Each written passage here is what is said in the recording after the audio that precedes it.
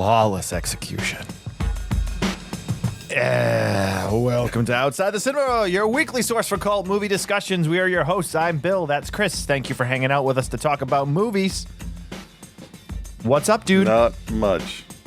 It's finally going to get a little warmer today. Not that I'm complaining. Oh, dude, it's been so friggin' cold. It was like, it was about between 14 and 18 degrees every day. Every day. So, those of you guys that are more regular with the show know that my wife has been away for work for over the last 2 weeks. She's been in China for the last 2 weeks, and she's currently in India for 3 or 4 days. And she's coming home this coming Thursday. But like, it was like she left, and the temperature just dropped. It snowed like 3 times, and then it would get just warm enough to give you like an inch and a half of ice on everything, and then cold as hell, so everything is like a fucking brick. I can't even tell you how many times I've stubbed my toe on ice, on ice, like walking through, like, and hitting my foot against like what should just be like, you know, a little piece of snow that moves when you kick it, and instead my big toe is then bruised for a week. Yeah. But yeah, Mel called the other day and she was like, "How's everything going?" I'm like, "It's fucking cold." Yeah. And miserable. Yeah, and I mean, normal for us is like 20 to 30 degrees. Which is No, I know what you're saying, but I feel like with us, it's like all or nothing. You know what I mean? Now it is, yeah.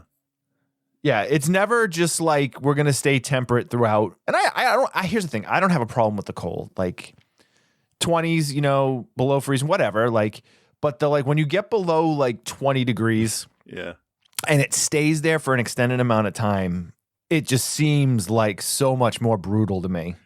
Well, it is. I mean, that's not compatible with life, human life, you know? I know, right? I read that the reason it's happening, why the polar vortex kind of shifts down, is because everything's warming up. But hey, what the fuck do the scientists know? Not much. Yeah. Not Dummies. much. Yeah. Scientists, what are they? Overrated. Just ask the Republicans, they'll tell you. Yeah. Scientists are good until like I need a new phone or something and I'm a Republican. Right. So it's kind of funny, not to get overtly political, because I know people love when we do. That's news to me. So I've been getting unsolicited text messages from Nikki Haley's campaign people. Jesus Christ. Because technically I'm registered as an independent, but I couldn't tell you the last time I voted for a Republican. Yeah. And it's like the texts are so desperate because it's like, hey, listen, we know we're bad, but we're not as bad as Trump. So maybe help us out here. You know who else is not as bad as Trump? Almost everybody else. Everybody else. Like the commercials that Nikki Haley is running in this part of the country, because the New Hampshire primaries are tomorrow. Oh, God, they're tomorrow. We live in Massachusetts, and the primaries are tomorrow. And so we get a lot of like campaign commercials for that. And Nikki Haley's main campaign commercial is the 2 most hated politicians in the country are Joe Biden and Donald Trump. Why not try Nikki Haley? She can't be that bad. Hard disagree. Yeah. Because she flops. At least, listen, we know how we feel about Trump, but at least that guy sticks to his like moronic convictions. Well, when he remembers what they are, I mean, right. He is showing, and I'm not, because Biden is too. I'm not particular on the people here, but I think when you get to that age and you start showing any sign of confusion, I'll just say, get the fuck out of politics. You should not be anywhere near it. That's Biden, that's McConnell, that's everybody that's over retirement age. I think retirement age, too old for politics, because then who are you making laws for? Your fucking friends. Yeah. I mean, that's what happens anyway, but that's true. What do I know? Nothing. I talk about movies. What do you know? Yeah, well, so let's talk about movies instead of politics that we have. We got two Michael control Moore over. movies for you. we got Roger and Me and Bowling for Columbine. No, we're doing Starry Eyes and Honeymoon this week. Two films from 2014. Everyone that listens to the show, I feel. I don't think we're not generating a lot of new listeners at this point, but if you know the show, our 10-year rule is kind of what we use as the cutoff for cult films. And when we roll over to a new year, we like to take a look for at least, a month and a half or so of stuff that was released 10 years ago and get an idea of what those cult films are coming from that time period. And then have small panic attacks about how 10 years seems like, 6 weeks ago. God, it does, man. It really does. Especially when we're talking movies, because for some reason that just does not click in my head. Like, I know the years that stuff happens, but to hear that, like, something was turning 25 this year. I forgot what it was, but I was like, holy shit, that was just fucking, oh no, it wasn't just out. Shit. Okay. Time's weird. Time is really strange. Because everything now seems like, it sounds like it's so long ago, but it feels like nothing. And I don't like it. Yeah. Do not like it. I mean, and with doing the show, it almost emphasizes it to us when, like, I think the first time we covered something that had come out, like, while the show was already running, like, that legitimately fit into the 10-year rule. Like, I got shook by it. Yeah, it's weird. I was like, wait a minute, we can actually cover that now? And I don't remember what it was. I do remember it was something that you suggested. You're like, oh, we should cover such and such. Okay. And I was like, oh, no, it's not old enough. And you were like, dude. Yeah. It is. So that would have been 2008, right? 2008, 2009, probably, yeah. I'm going to see if I can find it real quick. I don't remember. Because we also, I mean, we play fast and loose with that 10-year rule in general, but like, there was all kinds of stuff that year, like Martyrs, The Strangers, Shudder. Nope, not that one. The Ruins. That's the one I meant to read out loud. Like Mungo, fucking Iron Man, Hellboy 2. Fucking. It might have been Lake Mungo. I definitely did not know about that before you told me. Was it maybe Doomsday? Could have been that. No, because we did Doomsday way back. So like the first like year and a half, 2 years of the show, like we didn't really have the 10-year rule. We kind of just covered whatever we wanted to. So we kind of really got more hard stanced on that probably year 3. Probably Pontypool. I don't think we've ever actually covered that on the show. No, I thought we did. We've talked about it ad nauseum because it's been on a number when we used to do the top 6 list every week. And that part, and the year list, it was definitely on. That's how I get confused. Like, I know I talked about this. I just, whatever. Yeah. Tokyo Gore Police was the same year. Wow, that's weird. It's crazy, right? Yeah. It's crazy when you really start to break it down. It's insane. Yeah, I don't like it. I mean, I understand it and I accept it, but I do not like it. That's fair. That's fair. But did we like the movies for this week? Starry Eyes and Honeymoon. These I had seen Starry Eyes. I actually had not seen Honeymoon. But they're both kind of interesting, quiet horror flicks. Neither of these are big budget productions. Neither of them are over the top in any way. They're actually quite quiet. Yeah. And looking forward to talking about both of these. I think they'll be interesting. Anything else you wanted to go through at the top of the show, or do you want to just get into it? What do you think? I thought there was something I wanted to say that would have been interesting, but I can't. Oh, did you want to talk about the movie that we bumped? Oh, yeah. Hold on. What was that called? Hit and run? Hide and seek. Run and hide? Hide and seek. Yeah. So, I don't know if we announced that we were covering that on the show, so this might not be. I don't know. Well, but thing. Behind the scenes, this is what we were talking about. This is what we were going to cover. The plot of this movie, Hide and Seek 2014, right? It's directed by Joanna Coates, stars Josh O'Connor, Hannah Arterton, Ray Mullen, Daniel Metz. I don't have anything against this movie personally. It's just my frame of mind at the time, right? So it says, in an English cottage, 4 young people from London move in together seeking to challenge social conventions and their own tolerances by engaging in scheduled partner swapping. I'm like, all right, I could do that. I could watch that.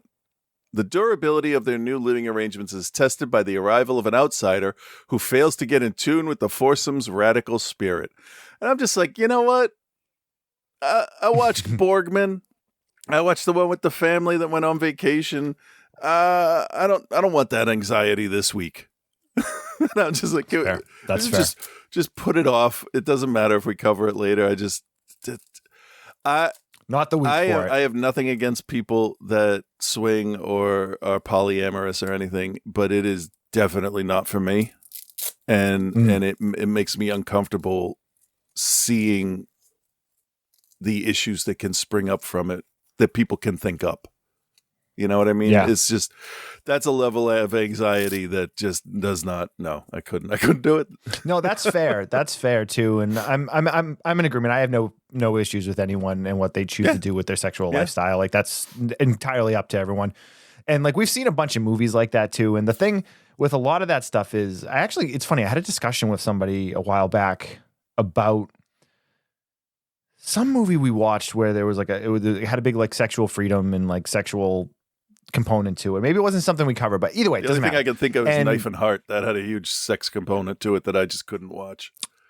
It might have been. I don't remember, but we were discussing it and how like the like mindset of humans humans aren't wired to be with just one person and like all this like that, all those different arguments that you have. And like, we kind of came to this conclusion during this discussion that like physically and whatever people decide to do with their bodies, like never seems to cause the issue. It's always when people catch feelings or emotional stuff gets involved that those things are always fired on, which is why so many people like, because we were discussing like how can people, work in the porn industry and have multiple partners and then still have their life outside of it. And it's like, because they are very easily separate the physical component and the business component with whatever the, the emotional component is. I would say more than anybody, they would have a more of a mindset of this is what I do for work. This is what I do for fun. And it's a mindset I cannot. I can't grasp it. I honestly can't. I get it. And I couldn't engage in that kind of relationship. Right. Yeah. Yeah. I understand and I appreciate and I respect it, but it's just, I can't get my head around. I can't separate the two. And I'll be honest with me. It's, I can't. I've been finding out I have a hard time telling things that moods and I need people to be like, yeah, you're okay, everything's cool. And if I was with somebody that was with somebody else, my mind wouldn't be able to handle that. I may want to and be okay with it consciously, but unconsciously, my mental illness would just eat away at me. So knowing that. I'm like, let's avoid this. Yeah, no, I agree 100%. So, and I'd never seen it. I just saw that it had come recommended as a film from that year. So we'll get to it at some point. I'm really not worried about when we do. Yeah, it's won some awards. It seems good. It's just not today. And I don't mean that in a sarcastic, like not today, Jesus. I mean Satan way. I mean like later. Not Jesus, take the wheel. Not today. No, he doesn't have a license. Fair enough. All right. What? We did the coin flip last week. Let's do the coin flip again for which one we're going to do. All right. So Chris, I'll let you call it. So here, you take a look. We got heads. Yep. This is the Canadian $1 coin, and that's tails. Okay. Call it in the air. Let me know, and then we'll pick. All right. Ready? Tails. It is heads. Of course, because tails always fails. Right. So I will say, let's start with Honeymoon then. Sure. Okay. Trailer for Honeymoon. Here we go.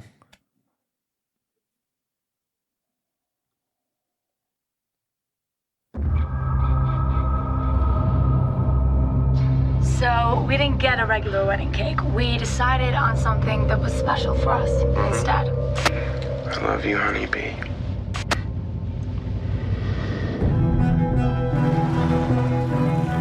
So this is the famous family cottage. Do you like it? Here's what I see. The woods. A lake. No one around.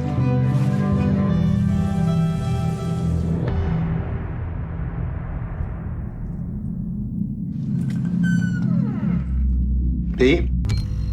This isn't funny. B? Please! B!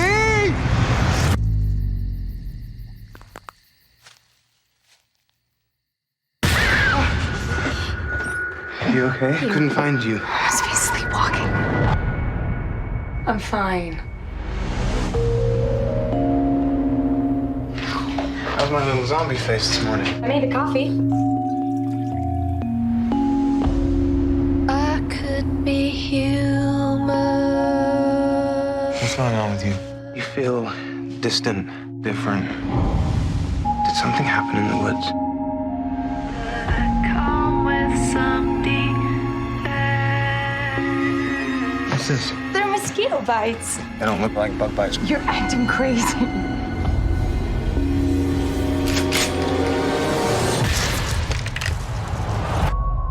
You should leave. You're not safe. What's going on? We need to leave. You can't. Where did you put the keys? Where are the keys? Who's out there? Who's shining the light? I want to protect you. Where is my wife? You look like her, but you're not her. Talk to me. Tell me what's going on. Can you tell me what's going on? Something bad happened to me. Something bad happened to me in the woods. All right. Honeymoon 2014. Whoops, I hit the wrong button there. 2014. Come on now. All right. Rose Leslie, Harry Treadway, Ben Huber, Hannah Brown.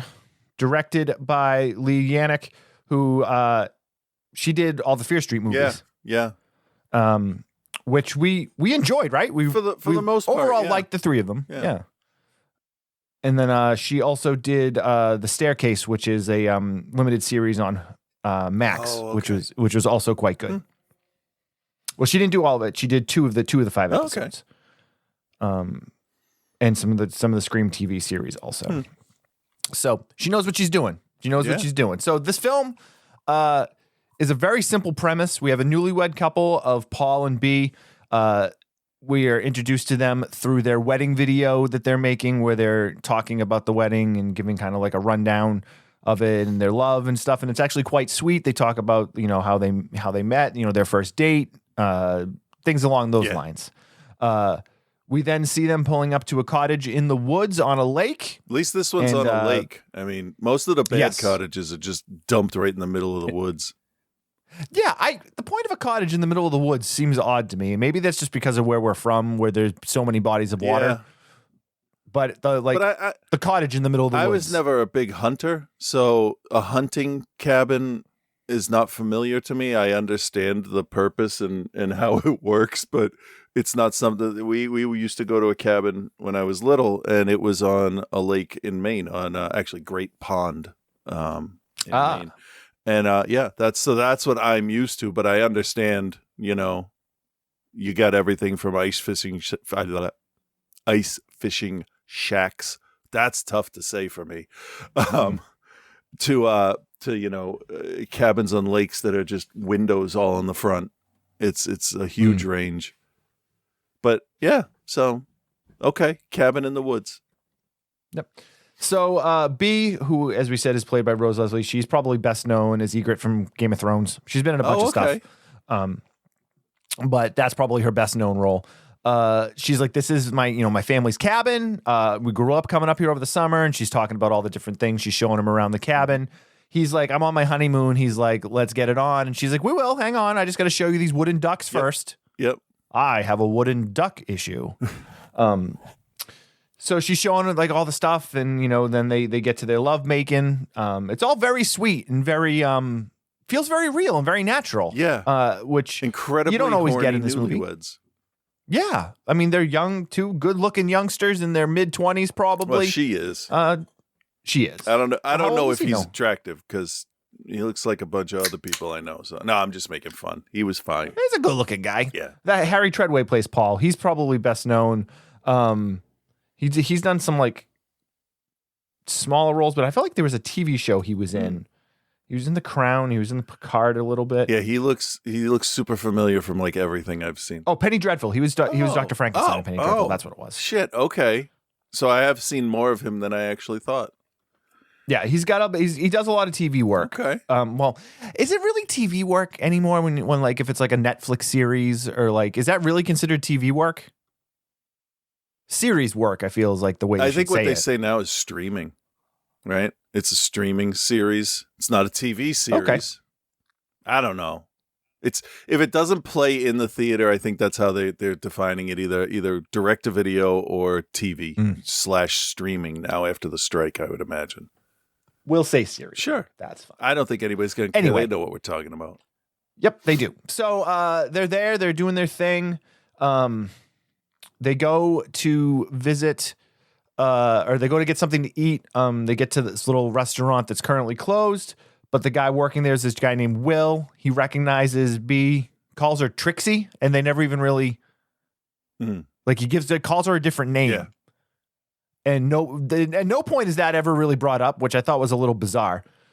Well, I mean, but they obviously that's shorthand, right? For us to know that they have a long sort of history together. past. Yeah. So it gives her a big hug, and like, you know, we know that they had a history, whether they were dating or just, you know, doing the love making or whatever. They've got some sort of history. And of course, Paul immediately gets jealous because your significant other could not have had a life before you. Which is something that always drives me nuts. Like, I mean, I've been married for a very long time and I've been my wife for a very long time, but I understand that she had male suitors before I. And right. That like we talked a lot about mindsets and sexual mindsets earlier. That's part of my mind that I actually can get my head around of like, I get it. You had a life and a history before me. Yeah. Like I get it. Yeah. It's part of who you are. Right. I don't have to like it, but I understand it. Yeah. So anyway, Paul gets super jealous. Will's talking about his wife, Annie, and then she kind of comes out and she's all kind of like, she looks strung out is what she looks like. Like she's strung out on drugs or whatever. And she's like, you guys should leave. You shouldn't be here. You got to go. And he's like, oh, no, it's fine. He's like, Annie isn't feeling well, blah, blah, blah. So the two of them get kind of weirded out. Yeah. And they go back to the cottage. Yep. Paul's a little annoyed. He makes a couple cracks about the ex-boyfriend but well, I mean, he did start breaking shit right away. Oh yeah, he was. That's true. He did seem like he had an anger management problem. Yeah, he was a little bit violent, but not. And when when Annie shows up, he like grabs her by the arm like real hard and like, you know, there's something up with him. But it's interesting to look back on it. That's all. Correct. Say. It's the wrong way with the right intention. Yeah. So.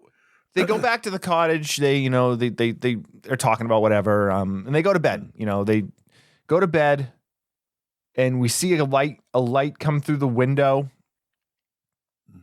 and it's just kind of weird. And then they don't really talk about it again. And then they get up the next morning and do their things. But the next night, Paul decides that he's going to get up, set his alarm real early. He's going to get up and he's going to go fishing and catch them some fish and stuff. Yeah. So he gets up, but there's an issue with the alarm. The alarm goes off at the wrong time. Oh, wait, hold on. Did we say this was a cabin in the middle of nowhere? Because there's a lake. It plays a huge part in the movie.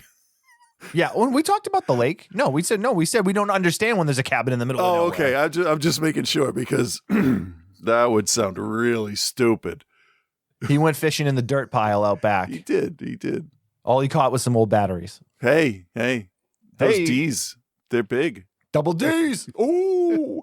Anyway, so he's going to go fishing, but the alarm goes off at the wrong time, and he doesn't realize it until he's like outside.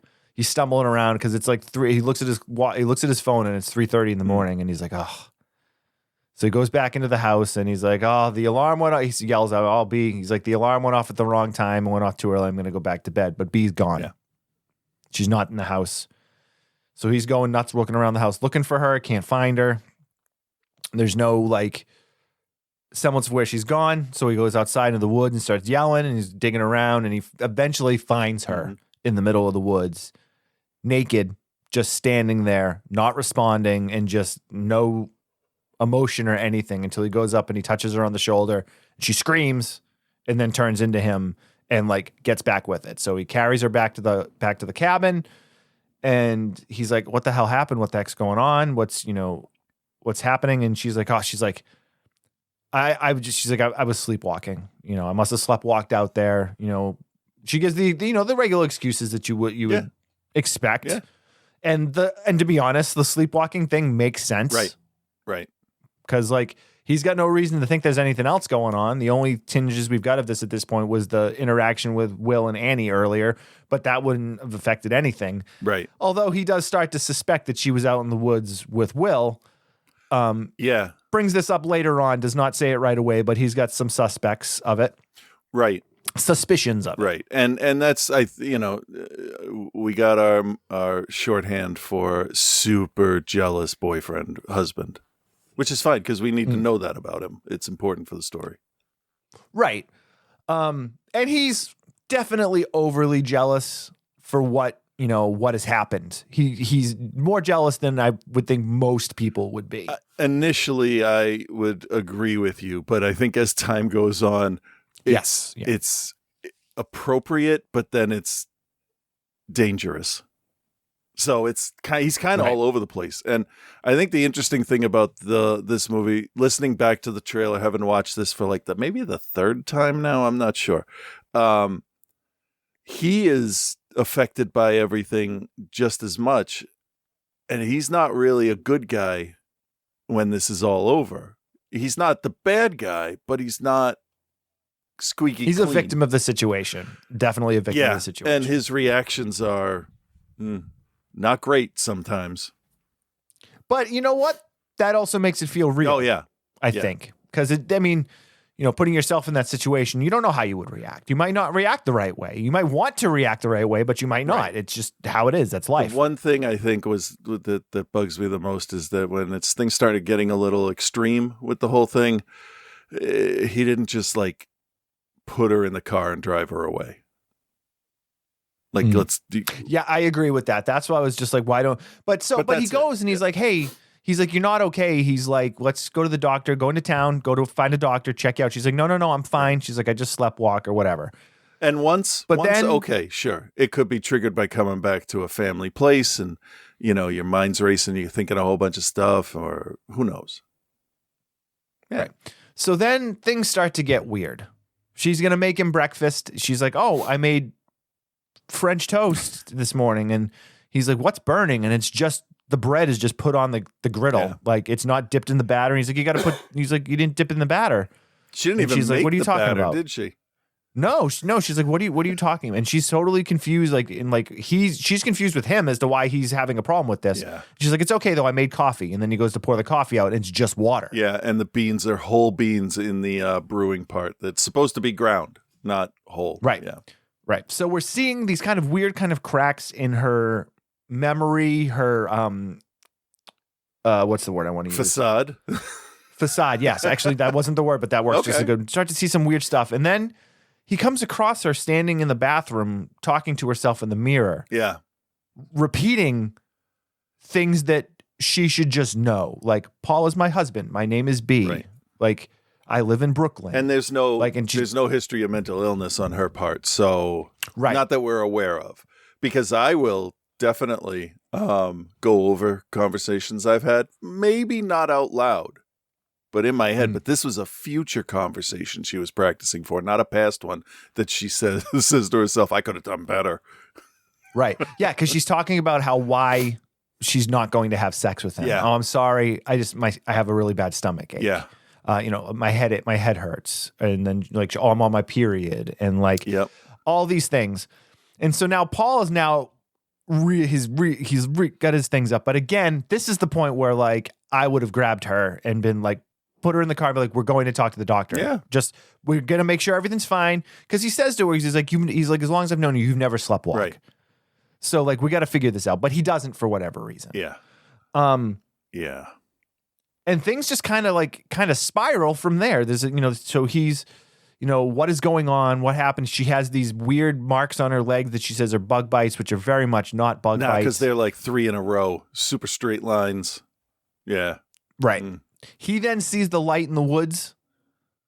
At one point, he wakes up and he goes out with the shotgun, and we see a figure sort of kind of just standing off away, and things just start to get weird. He goes and she then repeats the conversation to him that she had in the mirror, and then he knows, like, he's like, okay, there is something very, very wrong here. And it comes down to, is this his wife?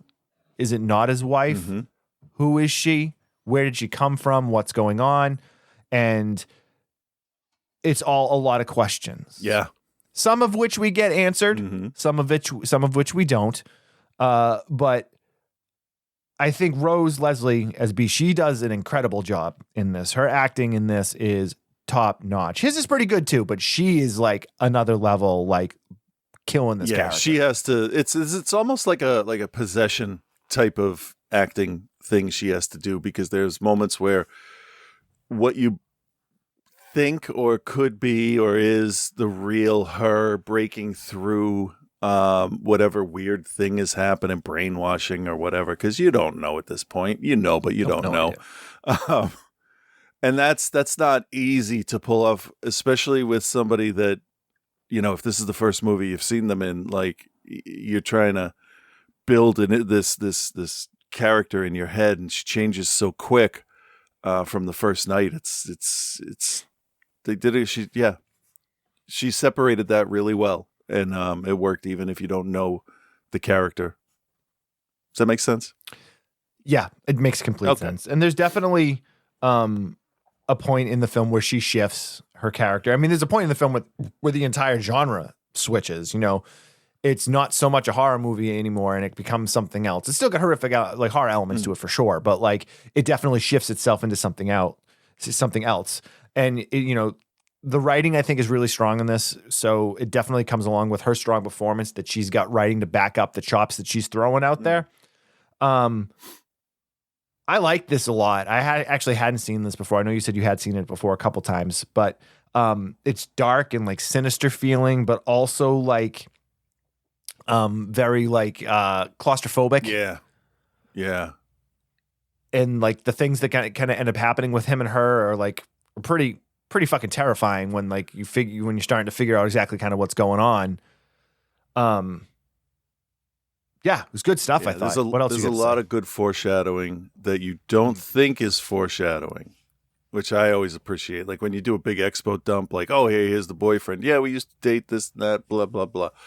Okay, that may or may not play into the whole movie, but other things like talking about time on the lake or what they used to do there, that doesn't sound like foreshadowing because it's part of them, you know, in the boat rowing out to where they're going, and it's just talking. But maybe that's more important than it is. Maybe the lake is a little more important than she's letting on, or not.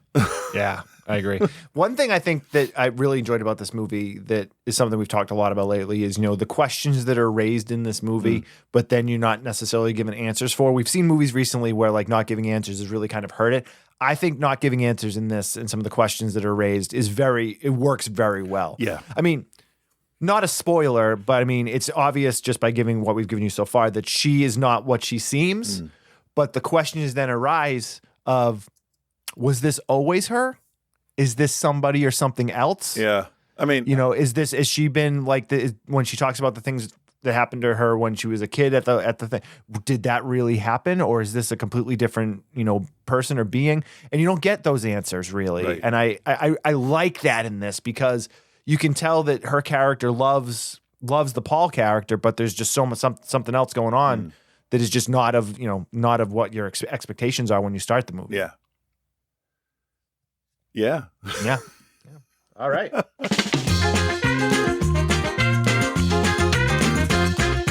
All right, Chris, do you recommend, and what is your grade for Honeymoon? All right. I am going to recommend this. And to jump off that other thing you said there about endings, it's interesting, I think, because it gives you enough that you can put together multiple different things depending on how you think, which I find interesting.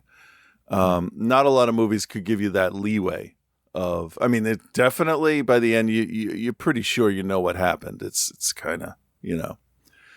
It's for the most part given, but there's still a lot of questions that aren't answered. Oh, yeah. Yeah. And it's nice because they sort of don't matter because why would they? Once you see the movie, you'll get it. But yeah, I'm going to recommend this. And since I've watched it a few times, I do have a couple of issues with it going through it this time. Like, you have a car and you don't have, like, it's not broken.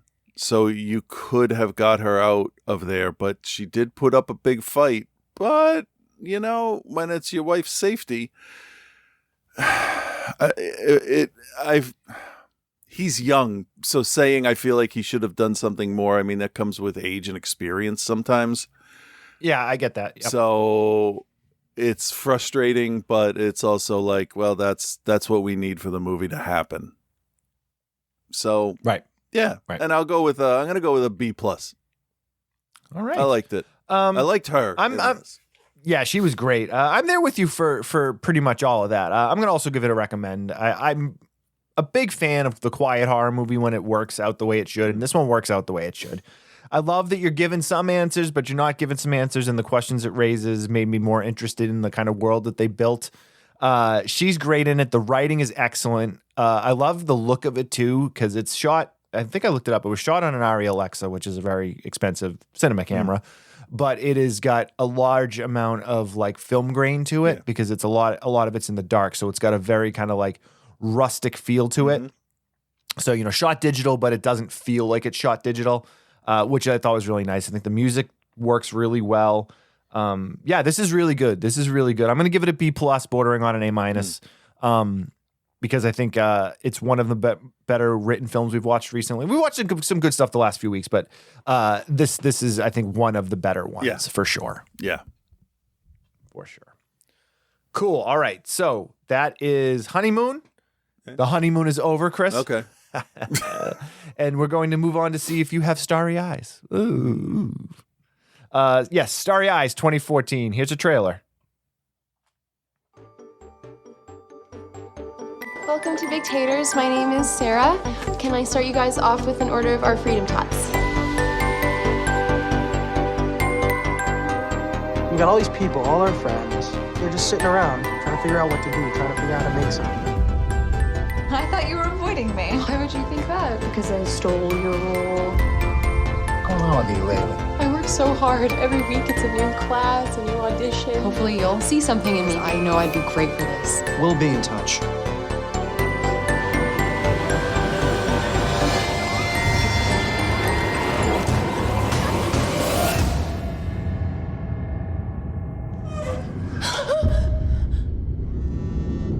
Hello, Sarah. We'd like to see you again. And Sarah, this will be different. Sarah, relax yourself. Sarah, if you can't fully let yourself go, how can you ever transform into something?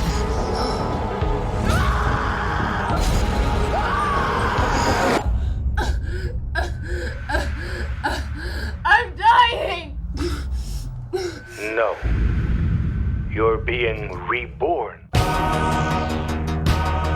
Your face would be on the poster on a wall in a lobby of a movie theater.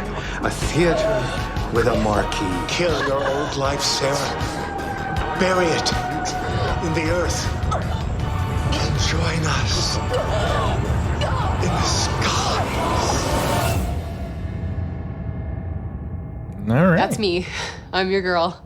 I will do whatever it takes for this role. All right, Starry Eyes 2014, starring Alexandra Esso, Amanda Fuller, friend of the show, Noah Segan. He was on the show a couple times, wasn't he? Yeah. Back when we used to like attempt to get guests. Right. Yeah, like Noah. Noah's a good guy. We had him on for Dead Girl, and then I think he came on and did a list show with us too, if I'm not mistaken. You can find those in the archives, which you can get through our Patreon. Pat Healy also shows up in this kind of before he was doing a lot of more bigger roles.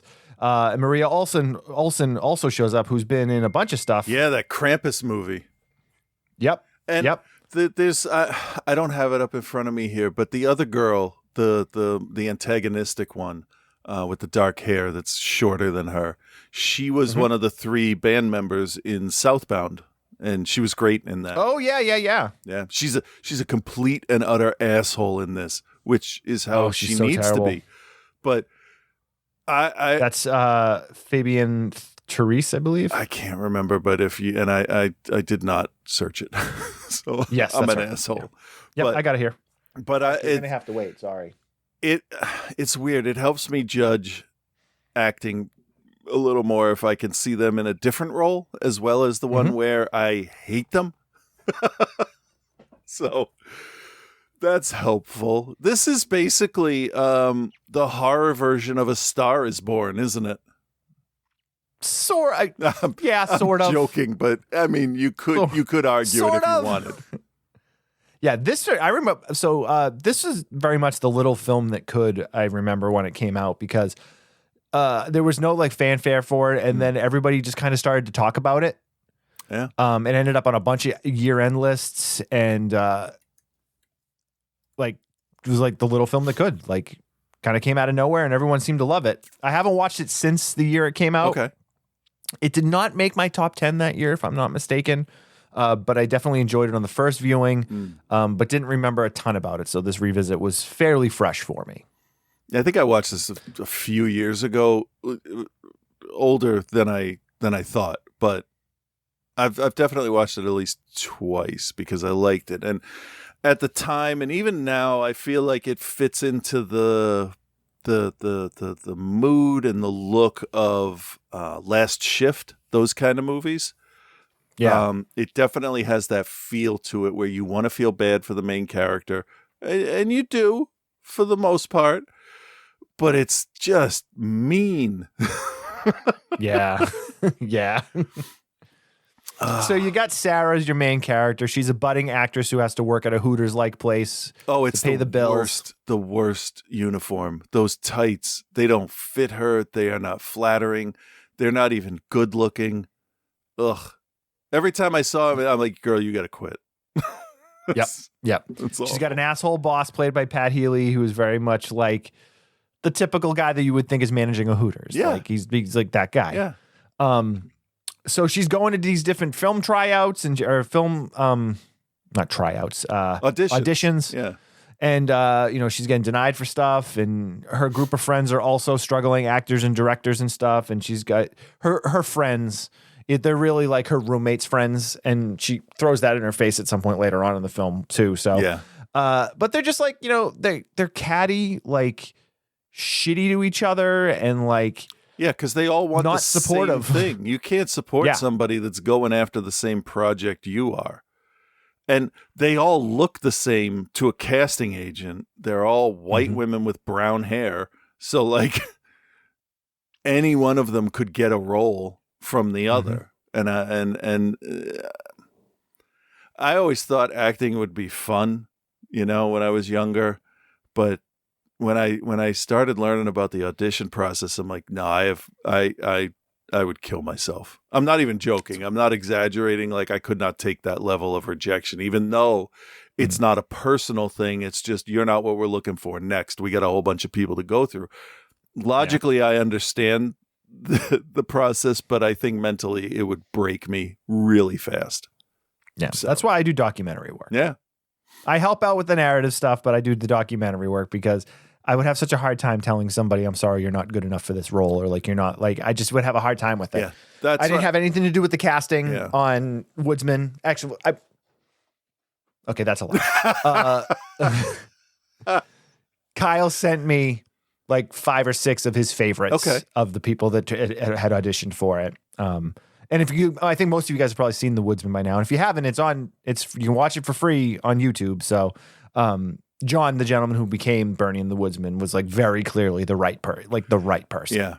Yeah, I can see that. So I get that. It is definitely tough. But yeah, they're all stabbing each other in the back. Noah Segan plays a budding director named Danny, and he's got a feature that he's trying to make, and they're all shooting photos of each other and like putting like unflattering social media stuff up of each other. It's they're these toxic relationships. And I haven't spent a ton of time in LA, but like I've got friends out there and like, people that I've worked with out there, and like this is what it's like. Like this is it. Yeah, I mean, this is a little exaggerated. When she gets to the second round of auditions, I think that's when it's based in reality, but then it veers off because you have obviously there's a supernatural element to this movie. Surprise! That's why we're covering it. It's not just about a girl auditioning for a movie, as if anybody thought that. But there is a point in it where I'm like, okay, now this has to be too far. And then I give it 10 more minutes. I'm like, nope. I knew I was wrong then. Nope. Now it's too far. Nope. Now. Right. And then it's like, okay, definitely now. It does hit a point where it's like, no, now we've gone into horror. It's the type of thing, because she does this thing when she feels like she's failed, is she grabs her hair and she stretches her hair and pulls some of her hair out, and it gives her like a release. It's kind of like sorry, it's okay. It's almost like the Return of the Living Dead 3. The pain calms her down. Yeah. But she is self-harm really of like going at it. Yeah, she's pulling out, like, not like handfuls, but there is like a whole hairbrush worth of hair, right in each hand. Ugh. And so they overhear her. She does the tryout, and it's a very standard, very much like trying out for this horror movie. She didn't do bad. I thought she didn't do bad, but she didn't do anything that they hadn't seen from anybody else. Right. Is what it was. Right. So, but they hear her having this freak out, and they're like, yeah, she walks out of the bathroom stall, and Krampus lady's right there. She's like, why don't you come back in for a minute here? Yeah. And they discuss it with why were you doing that? And she's like, it helps, if I feel as though I failed, it helps me calm myself. And they're like, could you do it? Could you do it for us here? Yeah. And they're impressed by that because it's this different level of emotion that they had seen from her earlier, and I'm assuming from all of the other women that came in. Yeah, that would make sense. But she can't do it. She can't get that same amount of emotion into it. But she gets enough for them to call her back to do a second audition. It takes a while, and I think as it's going through, she finally realizes, if I don't give this everything I have, I am never going to work in this town. And I think that's when she really... Because essentially she has a nervous breakdown. She just lets herself go.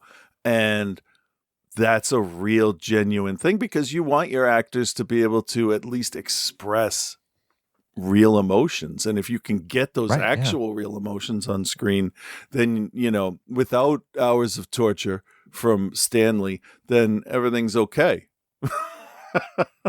Right. Yeah, for sure. It does turn into abuse at some point. This movie is definitely self-abuse all over the place. Yeah, self-harm for sure. So she goes to the next audition where they have her disrobe, which is always the biggest fear for actresses in Hollywood, of like going to this audition. And she's like, oh, hey, the posting didn't say anything about nudity. Right. And they're like, well, it's like, so they're walking this line of sleazy Hollywood, but also like this line of like, there's something else going on here. And this is the point where you're trying to figure out kind of where it divulges from just like sleazy Hollywood and legit supernatural things going on. Yeah, because they're trying to find the right person, and the right person is going to do certain things. And my biggest thing about any kind of nudity in an audition, if it was me, would be, where is that going to end up? Right. That's it. That's whatever. I look how I look, but I don't need people making fun of me for it. Right. And they definitely aren't. She's not sure after she does it, and she gets into this zone, and like they take these these photos, and like we see some kind of weird stuff with her face, and she feels really good about it. And then like this is the point where she's like, oh, they weren't taking the piss out of me. Right. This is like a legitimate thing. And then of course all her roommates' friends are like cutting her down and like making fun of her. And so she goes to another audition where she's going to meet the producer. And I forget the name of the motion picture company that they're working with, but it's some like Astraeus Pictures. And the movie was called The Silver Scream. I thought it was Screen, but it's Scream. Like that Ice Nine Kills record. Or a Misfits song with a singer that nobody likes, I guess. Is that Silver Scream? No, I don't know. No. I just didn't know where Famous, you go, famous monsters. Scream, that kind of thing. That's what Graves, right? Okay. That's his name. Michael Graves. Yeah, well, he's like a right-wing nut. Yeah, I like his voice, but not him. No, he's a scumbag. Yeah, makes it tough. So she goes to meet the producer. Krampus lady's there, and goes in, and he is the certifiably like the Weinstein-esque character of like big shot movie producer. Yeah, and basically tells her, he's like, you got the role, this is, but like he puts his hand on her leg and then rides his hand further up her leg until he's touching her crotch. And she first is like, fuck this. Nope. I'm not going to do this for the role. Yep. Forget it. I'm out of here. Yep. And then of course her roommate tells all the other friends that this happened, and they're all kind of making fun of her. And yeah, which that's just being a shit, because it's not her fault that the guy's a sexual predator or demonologist or whatever we're talking about over here. Right, whatever's going on. I mean, and then things we learn. So she's just like, I've got to make it in Hollywood. She's like, I can't work at this fucking tater tot place. She quit once, and then she went back, and then realized that she shouldn't be there. And so she calls the picture company back and is like, listen, I'm really sorry. Could I have another chance? Yeah, and I'm surprised they gave it to her, but I'm not, because, I saw the movie, so. Right. So she goes back again, and she's very much like, I'm going to have to do what I have to do to get this role. Yeah. And then this is where things 100% take the turn into supernatural. He keeps talking to her about, what she needs to do to become her best self. And first she's thinking it's, well, I'm going to have to blow this old guy. Right. To be what they want me to be, but that's not what they're talking about. No, we're past that point. And so she does what she thinks she needs to do, and then wakes up the next morning back in her bed, having no idea of how she got there. Yeah. And now she's like sick as fuck and only getting sicker. Yep. And things get crazy and things get nuts without spoiling anything. But all of the people that were kind of mean to her and wronged her, they get their comeuppance. People that were trying to help her also unfortunately get comeuppance that was unwarranted. But it gets crazy, and we'll leave it, I think, at there in terms of like breaking it down, because there's some really cool practical effects in this. Yeah. Some really gross stuff. Its look is good, right? I like the way it looked. Definitely. I just watching it again. I don't know if I missed something this time around, but her actions at the very end of the movie before it cuts to the next day, I guess is a good way to say it. Yep. I don't understand the need for that, but symbolically it makes sense, but physically in the film it doesn't. Like, if she's going to cut all ties to who she was and recreate herself and be born again as a starlet, or star, I don't know what the proper term is anymore, then you have to cut all ties, I guess, from your past life. I don't know. There's probably something in there that I don't know because I'm not in that world.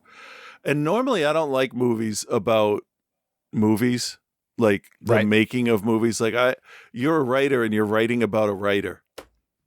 Okay, I mean, write what you know, but it gets a little boring after a while, Mr. King. Can you write about some other people that aren't gunslingers or writers? So that was my take on it. was this is written for a specific group of people with a specific idea in mind. I'm not in that world, but I get it, and it would probably mean more to people. It would probably be more unsettling for people that have been in and around that. So I can't judge it for that because I don't know. All I know is that it definitely gives me anxiety to watch audition processes. Right. This is kind of reminiscent of was it the Neon Demon? Was that the other kind of Hollywood? Yeah, like I got feels from that. That was much brighter and like slicker than this. This was kind of like much more low budget and dirty. Yeah. Well, to represent the different levels of film. This is a horror movie, for sure. right? So yeah. This is very much about the cutthroat, independent film world, I guess, if you will. It's really effective, though. I think, it works really well. The mood is dark. It's dirty looking. I think Alex Esco's her job that she does as Sarah is really, really good. And I love the transformation that she makes, literally and figuratively, I guess. Goes from that like hopeful starlet that's, you know, genuine in what she's trying to do to being consumed by her ambitions. And, you know, it's a physical manifestation of what so many people go through in the Hollywood system. Yeah. Yeah. All right. You want to grade? It's fascinating to me that people still want, I mean, no, it's not. Never mind. All right, then.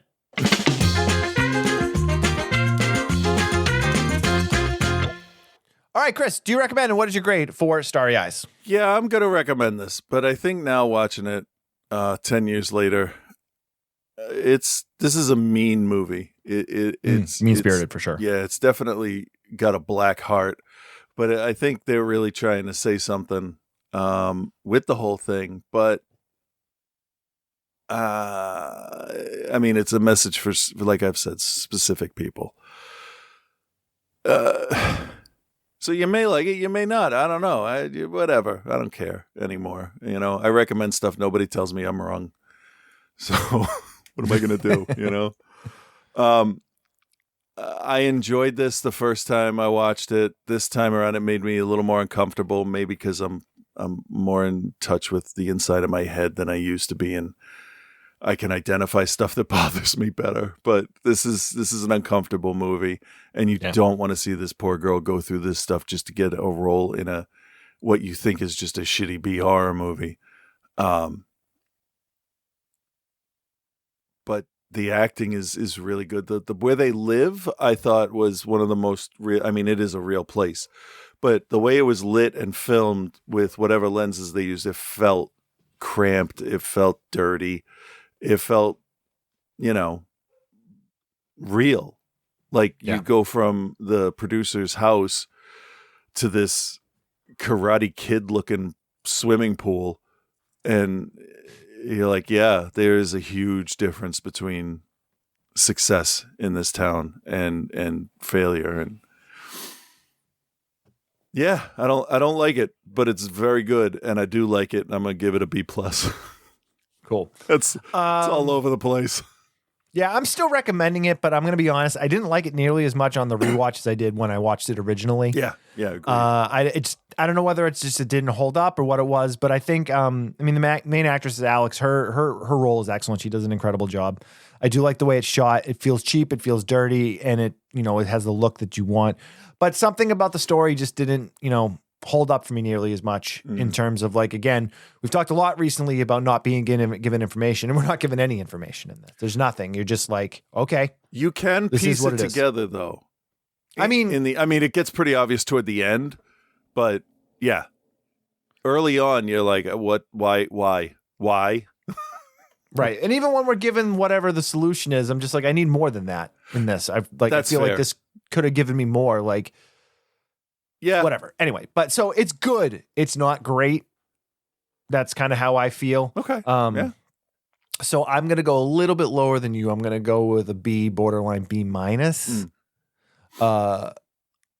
Good. I recommend it. If you haven't seen it, definitely watch it. But if you've seen it before, I don't think it's necessarily something you're going to need to revisit. That's fair. Make sense? Yeah. Cool. All right. Yeah. Both of those films that we did tonight, both Starry Eyes and Honeymoon, are available on a plethora of streaming services. They're both available on Tubi for free. I think they're both on Peacock. I think they're both on Freevee. Like, they're one of those ones that are licensed out everywhere. So you can check it out wherever you want. Yeah. All right. Next. Joe. Oh, wait. What? The title. I looked up what, Starry Eyes means, and it's not that she wants to be a star. It's I think it's what it refers to as her in the beginning of the film, where she wants to see everything in a positive light. Everything's good. Everything's hopeful. And then we find out, no, not really. It's also a Motley Crue song off Too Fast for Love, I think. Oh, okay. Did not know that. Just so you know. Just saying. Yeah. All right. Joe, Hellraiser 3. Let's hear it. Well, hello, Bill. Hello, Chris. And hello, OTC Nation. Your boy Joe here, and this week Bill took me to a nondescript city that is definitely Los Angeles. So he made me watch Hellraiser 3, hell on earth. I feel like anyone who has ever, does ever, and will ever listen to this podcast has seen at least the first 2 Hellraiser films, and most likely this one as well. This is where, despite being, as I remember, a very enjoyable film, one of the things is not like the others, as the old song goes. Which makes me think, I'd be down to see a Sesame Street Hellraiser crossover. What? Anyway, it was about this time that Clive Barker was starting to move on to other things, and it shows. I won't go off on a whole promo on corporations and their never-ending campaign to suck any individuality out of the IPs that they purchase, but oh boy, I almost just did. The point stands, though, and it's not like big studios never make good films. They just can't abide a good film being something they didn't have a hand in. I'm not quite sure where I'm going with this just yet. Okay. I just got in from taking care of my chickens, and I currently have no feeling in my toes. I'm figuring it out as I go. Backtracking for just a second. Clive Barker did to the Hellraiser films what people do after like a second or third date, and they realize that while this person is attractive, there's other people out there I want to do. It's like date 1. Oh, baby, I am going to write, direct, produce, put a lot of love into this thing, and so much attention, and And then date number 2, oh, we are back at it. Oh, man, we're taking it up a notch. Fancier restaurant, got dressed up a little bit nicer, little splash of cologne. Hold up. Is this all the story I have to tell? Huh. Date number 3, still looking good and spitting game, but something feels off. Date number 4, I don't know, lady. How about, do you want to just go to space? Scrolls Tinder during dinner. In space. That's how Clive Barker with his beautiful creation. That's how he did. Dude literally did the slow fade ghost on his own shit. If you didn't already know that this was from 1992, you sure as fuck would when the first thing you see is some douchey guy pull up to an art gallery, light up a cigarette, and then just walk the fuck in like it's all good. Yeah. It is his club, walk into a building with a lit cigarette. Just bruises the art smoking. Try that today and see what happens. You would have a goddamn SWAT team rappelling from choppers before you were even done with your cigarette. That's true. True, though. So, Jadzia Dax from Deep Space Nine is struggling reporter who runs into a bar skank who's just being a good Samaritan by bringing a dude who's being torn apart by chains to the emergency room. Yeah. I like that bar skank. She takes the girl in like a shaking puppy in the rain, and there's more sexual tension in this room than there are no-selling moves at an AEW show. Meanwhile, the douche from before is railing a one-night stand like she's Union Pacific.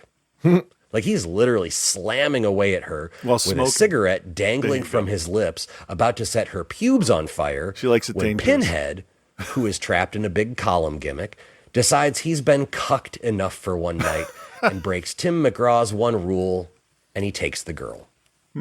Her blood awakens him, and I had to fight with myself whether or not to do a quick parody version of Captain and Tennille's Love Will Keep Us Together, but Weird Al it into Blood Will Keep Us Together. There you go. I know. I'm sorry. You should be. Some jokes are better left on the cutting room floor. There's a lot going on here. Long story short, Pinhead is trapped in the gimmick, and like Frank and What's-Her-Face before him, he's surrounded by incompetent boobs, and he needs blood to get out. Yep. Like these people's lives are so complicated and messy by their own doing that I don't really blame Pinhead for wanting to make them all a statistic while waxing poetic. Yeah. Side note, I forgot that Armored Saint was the band that plays a few times in this. Nice. And despite technically being a Christian metal band, I dig the fuck out of some Armored Saint. The really interesting spin they put on the story here is that at the end of part 2, Elliot Spencer and Pinhead are separated despite being the same entity. Spencer is a ghost trapped in a World War II limbo, while Pinhead, as previously mentioned, is Well, now he's free because the bar skank freed him. Great job, dummy. Just gold star sticker work there. It's the whole, light half, dark half, duality of humanity thing. And while it's certainly not new ground, I think they actually did it pretty well here. Also, I'm sure Doug Bradley was pretty happy to slip into an officer's uniform rather than spend, I'm guessing, 5 to 6 hours in a makeup chair, at least for a few days of filming. And imagine being stuck in that pillar. The whole last act here is like a big old fuck-off stunt spectacular. I'm guessing it was like, holy shit, wait, we're under budget? Yeah. That's literally never happened before. But what do we do?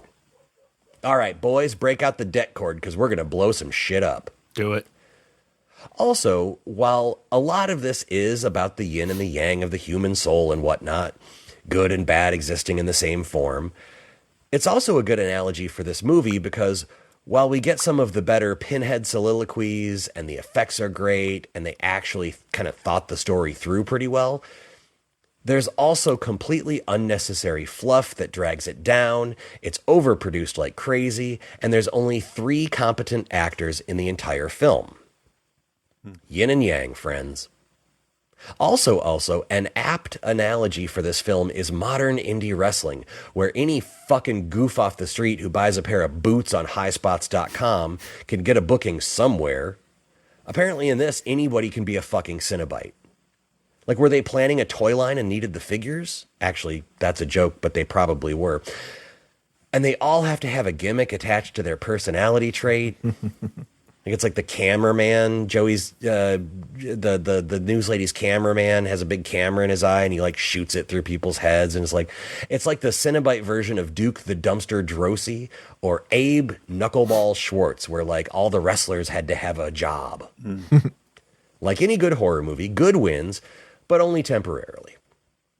Kind of like me, only having one more even remotely watchable Hellraiser film left before possibly Judgment, which I heard is good, but I've never seen it. You'll like it all right. But really probably only until the 2022 remake. Here's the thing. The good. Well, I said there was only 3 good actors here. Doug Bradley, obviously, but Terry Farrell and Paula Marshall are also very, very good here. If you like Pinhead saying cool Pinhead lines, this is going to be one of your favorite ones in the series. He has a lot of them. The bad. Wow. When this movie gets cheesy, it gets that old piece of brie that you forgot about and pushed to the back of the fridge, and you just found it like 3 months later, and it doesn't even look like cheese anymore. That's fair. All in all, this is far from a bad entry in the series, and even as an individual movie, Hellraiser 3 gets a pass. I'll be back next week with Hellraiser Bloodlines, which is maybe the most divisive film in the series. Until then, sorry I went a bit long. Be good, everyone. Excellent. I remember when I rewatched part 3 and was so frustrated with the Cenobite that like shot CDs out of his face. Okay, that's what I want to talk about for a second, because I've been thinking about that for a long time, and I came to the conclusion that in part 2 we see Leviathan itself like create Cenobites, a Cenobite at least, and it's good, and he's exactly what you want. And then Pinhead, who's not at that level, is just making foot soldiers, and he's gonna just make them regret their life choices real quick. Like, he's not good at it, you know? He says, what do I have on hand? All right, I guess I'm going to make fucking scrambled eggs today because all I have is eggs and a green pepper. So that sounds good. That's kind of how I figured it is. He's only powerful enough to do that level of reanimation or transformation. Okay. But, whatever. Yeah, they look dumb. The CD guy is probably the dumbest one. Next would be the bartender. Yeah. The camera guy's pretty stupid too. He is, because like, what did that have to do with how he lived his life? Well, that's not fair. I think I'm conflating Saw's punishments and none of the looks of the first 4 Cenobites really have, as far as we know, anything to do with sin or anything they've done. Right. So that might be subconsciously for a lot of people might be why they think that this is weird, because it's like, why are you incorporating parts of their lives into this finally when that wasn't the thing? Yeah, I don't know. Regardless, I love the little worms on the end of the knitting needles stuck into his head at this point. I don't know. Yeah, this one was fine. Glowing review as always. It's always a 3. What do you want? Reverend Scott is back again this week, and he said we should be ready for some action, whatever that means. Oh, boy. You can't murder people. I mean, speaking of murder.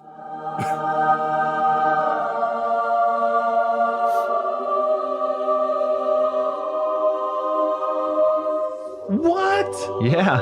Holy shit. Yeah. With Reverend Scott. The cinematography is sorry. Excellent. The what? I like the way it looks. There you go.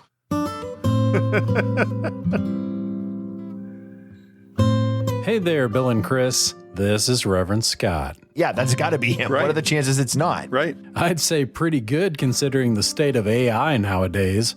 But since you probably couldn't tell the difference or care anyway, we can just continue. And oh boy, do I have a modern classic from the John Wick genre to talk about today. But before you get to dine on that sweet honey, we got some more 2014 reviews to go over. Starting with Under the Skin, starring Scarlett Johansson and directed by Jonathan Glazer. This is about a woman who's an alien that does weird artsy things to dudes that no one except Chris understands. According to Chris, she's just a regular girl doing real girl things. Yep. She actually does things that I believe a real person would do. Heaven forbid.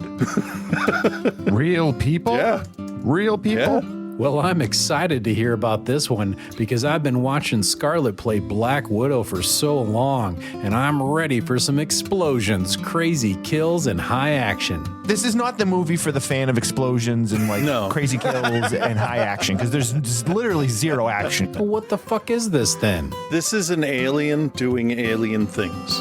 Wait, I thought this was about real people doing real people things with real emotions. Who's to say that aliens have emotion, or who's to say that they would even think of us as worthy of caring about? Speak for yourself. I know Scarlett cares about me, even if Chris doesn't think I deserve to be one of her chosen men. Some people don't deserve to be murdered, or taken for food, or have their skin harvested for suits, or whatever. Yeah, whatever. So, Bill, haven't heard much out of you so far. What'd you think of this flick? I want to say it was on my top 10 the year it came out, but I want to say it was like 9 or 10. You sure it wasn't your number 5.2 or maybe your number 11? Hey, man, fuck you. Anything else you want to mention before I grade this? They had Johansson drive around and talk to people like she wasn't Scarlett Johansson. Yeah. That's fucking weird. Well, I was going to give this a D+, but now it gets a C+, and the review gets a B+. Okay. After that was the New Zealand ghost, maybe, story called Housebound. We can call it a ghost story till we spoil it. Till we spoil it, yep. Let's hear a trailer. Are you happy to proceed with the story that Mr. McRandall was attacked by a vengeful ghost? Yes. Righto. All right, Housebound.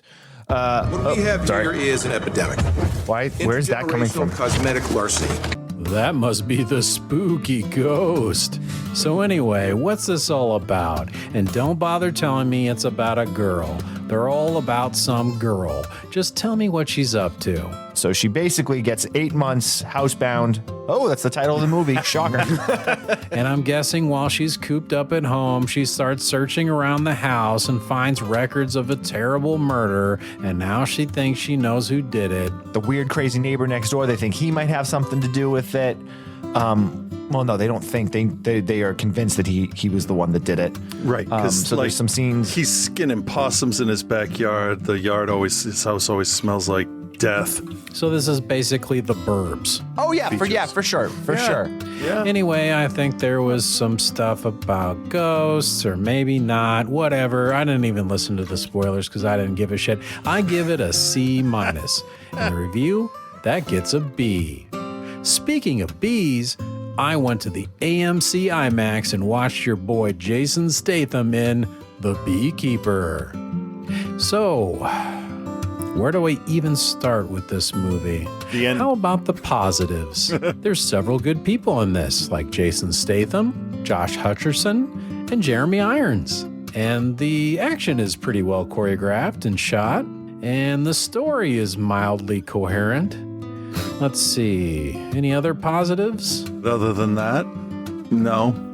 All right then. Okay, the negatives. I guess it depends. Do you like movies that do things a bit different? No one really does anything different, and if you do something different, you're wrong. And to that I can say you're wrong. Correct, you are wrong. I mean, is this a real action movie or a fucking parody of an action movie? Seriously, I'm asking you, which is it? Because at this point, I've already seen it, and I'm still not sure. Because we get Statham living in a barn, harvesting honey in jars from bees at a farmhouse owned by Claire Huxtable. One evening, she gets a pop-up on her laptop about a computer virus. The call center that answers when she immediately calls them just makes all the call centers from the Boiler Room or the Wolf of Wall Street seem fucking pathetic and boring and bland. This fucking scam center has a guy in a purple suit and a gold chain on a gold microphone yelling to everybody about getting that money with flashing neon lights everywhere and pounding house music and pictures of bikini babes showing up on the big screens everywhere, including under his feet on the fucking floor. And they steal all of her life savings, including millions that she's collected for a charity she runs. So what do you suppose Claire Huxtable does? Does she A, call up the bank and the police and settle this logically? Or B, do absolutely none of that and pull out a revolver and blow her brains out? Well, if you guessed A, then you're a fucking idiot. Fuck. Well, this doesn't sit well with the beekeeper, not one bit. I don't know why. So he calls up his secret black site connections that most beekeepers have apparently and finds out the location of the call center so he can just walk in and beat everyone's ass and burn it to the ground. Then he proceeds to work his way up the ladder, following the money all the way to the top, kicking, shooting, and beating anyone that's dumb enough to get in his way, including the audience. Yeah, it's tough stuff. Yeah. Everyone in this movie is a caricature of someone out of a John Wick movie. If you had told me that this came from a Hollywood exec that wanted a revenge action movie, so he let a 5th grader watch only the trailers for John Wick movies, then gave him 15 whole minutes to write a rough draft of a script, and after he read it, he said, "That was really nice. Interesting. I like that." I would believe you, because that's The Beekeeper. Jeremy Irons tells a group of Navy SEALs and Army Rangers that the beekeeper makes them all quote-unquote look like pussies. I would tell you more about the other characters, like the daughter of Claire Huxtable that's an FBI agent on this case that doesn't seem to show the slightest bit of concern about the last thing to go through her mom's mind being a bullet, or what the mastermind behind all these scam call centers, Josh Hutcherson's mom, does for a living. Spoiler alert, she's the President of the United States of America. I would tell you about these people, but they don't fucking matter. It's John Wick, except instead of taking his dog and car, it's his landlord and a beehive. Is it wrong to call this movie fucking stupid? Because that's what dickheads say. Because it's fucking stupid. I give it a C+. Go see it if you lost a bet or something. No. Okay, that's it for this week. I hope that review gets you hyped up and you want to have me back again next week. If we do, we do. Whatever. We do. So until you do, if you do, peace and love, guys.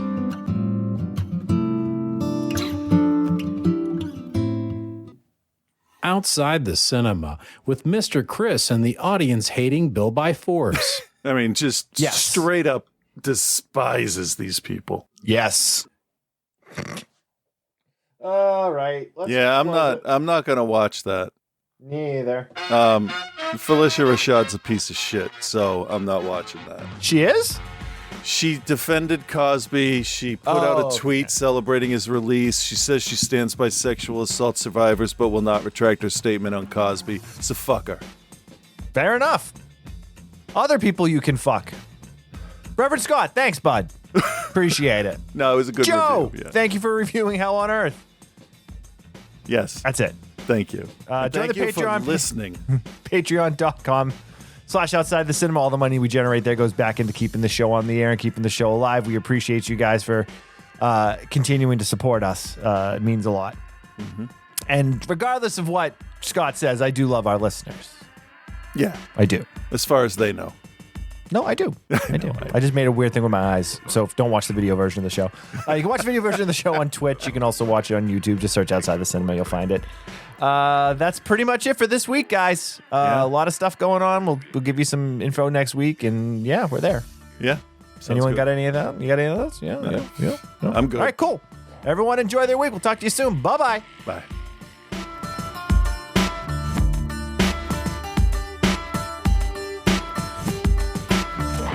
This is the end of your